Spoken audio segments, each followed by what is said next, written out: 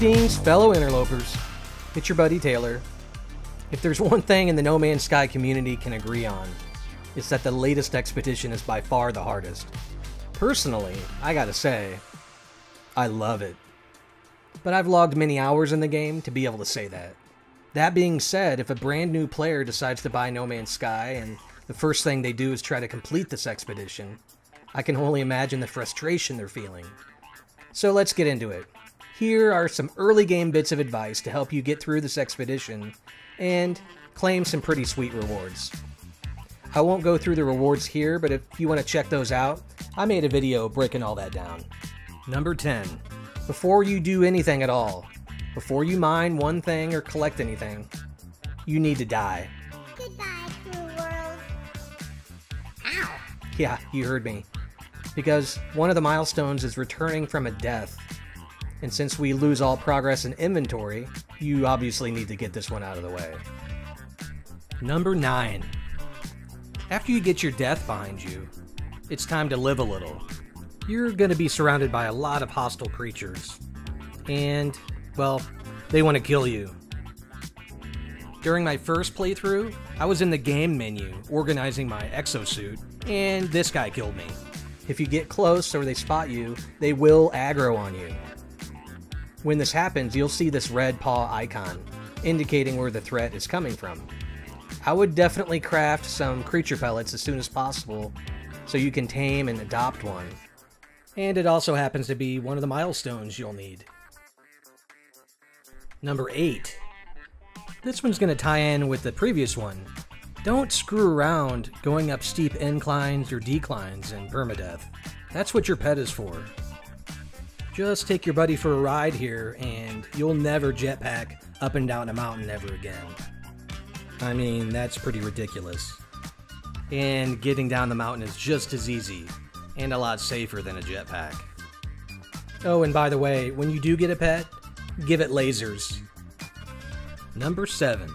Early on, before you have a chance to repair your terrain manipulator, you might get stuck in a storm. Just go into camera mode.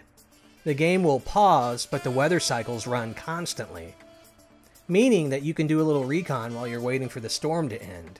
I actually do this even if there's no storm. It's a great way to check out your surroundings for caves or other things without draining your health or hazard protection. Number 6. Don't assume you'll find oxygen easily. You might get lucky and have an oxygen patch close by, but odds are you won't. So be on the lookout for hazardous flora. When you mine those, they'll give you oxygen. And as is the case most of the time, if you're not keeping an eye out for them, they'll keep an eye out for you. Coming in at number 5. If you want to get a leg up on your finances, look for buried technology modules. Those will yield salvage data. When you dig it up, you have a chance of getting 1, 2, 3, or sometimes 4 of these, and they're 25,000 each. If you don't have any luck finding those, look for the same symbol, only yellow. Those are burial sites. These are ancient bones and can also be worth a lot. And if you're fortunate enough to get one that's a rare variety, it's going to be close to 1 million units. And I happen to be pretty lucky because I got 2 in a row here. The second one was 1.5 million. Not too shabby. On to number 4.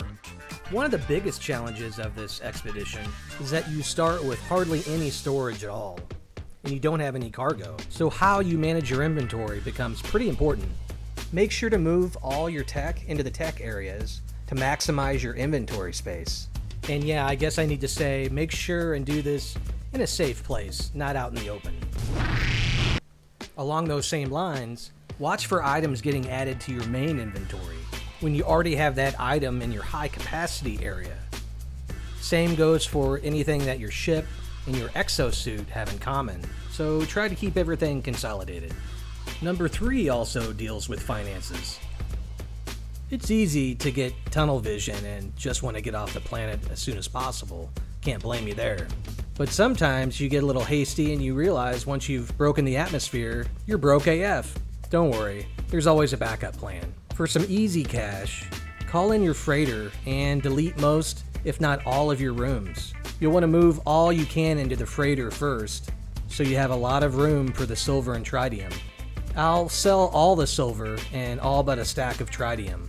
Depending on how much you're able to sell, you should get close to 800,000 units, if not more. Also, if you want a great way to build and adjust your freighter layout, go into your build menu and go into an area you plan to delete. Now, with the camera in that part, delete it. You can now see your build camera is outside the freighter, and it's much easier to delete or build on your freighter now. You're welcome! Okay, number 2. This one is a little iffy as far as being an exploit, but I think it's right on the edge of being okay. Keep an eye out for player bases, which can help you out. Normally it's how they name their base, but I see recently HG got wise to this and just blocked all the base names. So now it's a bit of a guessing game. But suffice it to say, if you see a base, or especially a save beacon, it's usually a sign that there's a point of interest there. Some examples of these are bases that are marking crashed freighter locations, sentinel pillars, whispering eggs, or runaway mold, which for newer players can be refined into nanites and will respawn as soon as you get a certain distance away. It's great to find these. Again, this is kind of an exploit, so if you want to go at it alone without any help from other player bases, hey, by all means. The final tip for the early game is when you're looking for something specific at the space station, let's say chromatic metal. You've checked both trade terminals and they're not selling it. You can always try a few NPC pilots. In the starting system, I know this is the case with chromatic metal. Now the pilots' inventories do vary, so if you don't find it on one, another one will eventually have it.